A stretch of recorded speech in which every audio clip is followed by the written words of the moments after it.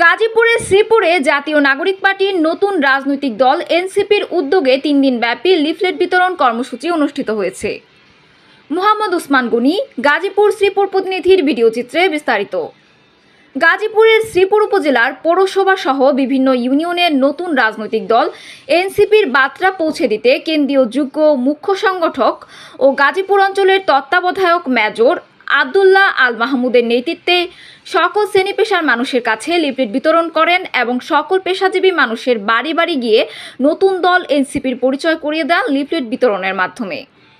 সে সময় উপস্থিত ছিলেন জাতীয় নাগরিক পার্টির নতুন রাজনৈতিক দল এনসিপির শ্রীপুর উপজেলার প্রতিনিধি আবু রায়হান মিসবা, জুলাই যোদ্ধা এবং রফিকুল ইসলাম রায়হান, আসাদুল ইসলাম ইমন, মামুন হাসান, ইমন হাসান, ছোয়া, আনিকা, তাহনিসা, তাজুল শাহরিয়ার সৌরভ, আশরাফুল আশিক, নাইম সহ বিভিন্ন ইউনিয়নের এনসিপি পার্টির নেতাকর্মীরা।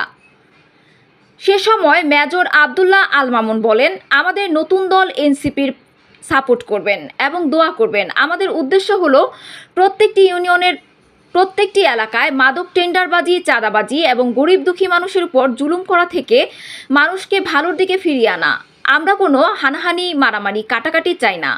আমরা সব সময় মানুষের পাশে থাকতে চাই। তাদের কাছে আসবে বিভিন্ন কোম্পানির ছোট এরকম দোকানের মতো অস্থায়ীভাবে বসবে। তারা স্টুডেন্টদের কাছ থেকে বায়োডাটা নেবে, তাদের বায়োডাটা নিয়ে যাবে। তারা যখন বের হয়ে যাবে, যেই সাবজেক্ট পড়ে, যে বিষয় পড়ে, ওই বিষয় কেন্দ্রিক তারা যখন পরীক্ষা দেওয়া শেষ হয়ে যাবে, বাংলাদেশের নিয়ম অনুযায়ী পরীক্ষা দেওয়ার পরে এটাকে বলে ইন্টার্নশিপ, মানে স্বল্পমেয়াদী কিছুদিন চাকরি করতে পারে। ওইটা থেকেই তাদেরকে চাকরি দেওয়া শুরু করবে ওই কোম্পানি, স্বল্প পরিসরে হলেও শুরু করবে। আরেকটা ব্যাপার, পরে মাওনা ইউনিয়নের কপাটিয়া গ্রামে গিয়ে জুলাই আন্দোলনের শহীদ জাকির হোসেন রানার কবর জিয়ারত করেন। তিনি আরও বলেন, নারী ও শিশুদের স্বাস্থ্যসেবা সহ সরকারি বিভিন্ন দপ্তরে সাধারণ মানুষের হয়রানি যেন না হয়, সেই লক্ষ্যে কাজ করবে আমাদের নতুন দল। এনসিপির নতুন দলের পক্ষ থেকে শ্রীপুরের সর্বস্তরের সকল পেশাজীবী মানুষ সবার মঙ্গল কামনা করছি। A B news desk report.